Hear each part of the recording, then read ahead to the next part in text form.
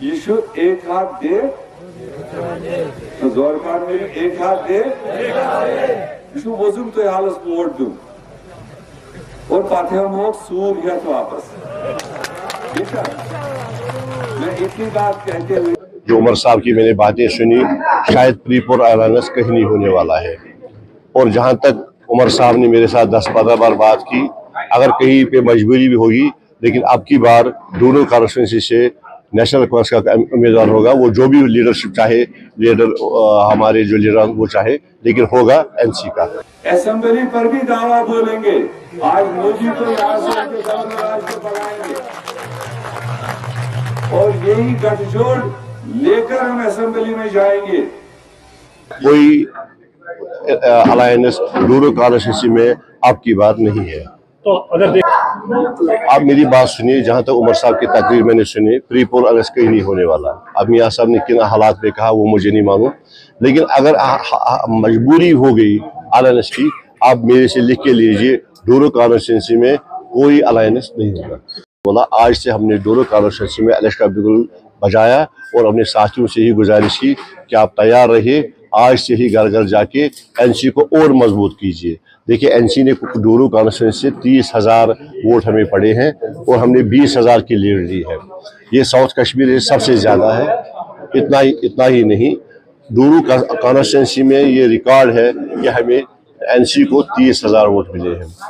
ہم کوشش کریں گے آئندہ اس کو اور بڑھانے کی میں نے ان کو ٹارگٹ دیا ہے کیونکہ ہماری کانسٹیٹوئنسی میں 1,16,000 ووٹ ہے تو ہم سب نے یہ تہیہ کیا کہ این سی کو اب کی بار 60,000 ووٹ یہاں سے پڑنے چاہیے تاکہ ہم پوری دنیا کو دکھا دیں گے کہ جس کانسٹیٹوئنسی میں 3 بار ہم ہارے ہماری محنت سے ہمارے بلاک صاحبان کی محنت سے ہمارے ہر قصور کی محنت سے ہم نے ڈورو کو اتنی اونچائی پہ لے گیا تھینک یو سر کیا کانگریس نے من بنا لیا ہے اتحاد کا اسمبلی الیکشن کے لیے؟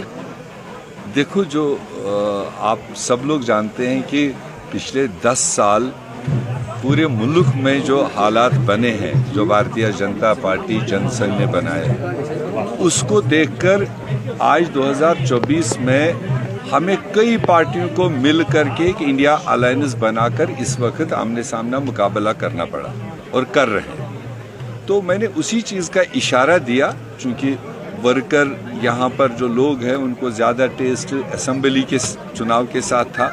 مگر اتفاق سے لوک سبھا پہلے آیا تو ان کو یہ نہ لگے کہ شاید لوک سبھا ہی ہوگا نہیں ہوگا تو اس لیے میں نے ان کو کہا کہ یہ جو مضبوطی کے ساتھ اس وقت گٹھ بندھن پورے دیش میں ایک دوسرے کو ٹرانسفر کرتے ہوئے مودی کو بھگانے کا کام کر رہے ہیں ظلم کو ہٹانے کا کام کر رہے ہیں نوجوانوں کو انصاف دلانے کا کام کسانوں کو انصاف مہیلاؤں کو انصاف اور ہمارے پچھڑے طبقوں کی بات جو اس وقت زوردار طریقے سے پورے ملک میں چل رہی ہے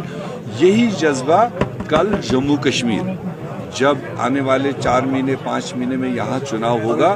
یہ بھی ایک چیلنجنگ چناؤ ہوگا چونکہ 2014 کے بعد سے یہاں کوئی چناؤ نہیں ہوا جو پلے فیلڈ اس کو بنایا گیا کئی سارے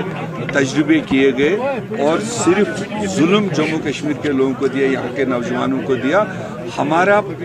پہلا ٹارگٹ ہے جموں کشمیر سے ظلم ختم کرنا یہاں پر پھر وہ راحت وہ خوشیاں واپس لوٹے اس کے لیے ہمیں اگین کسی نہ کسی طریقے سے تال میل کر کے ہی آنے والے اسمبلی چناؤ میں بھی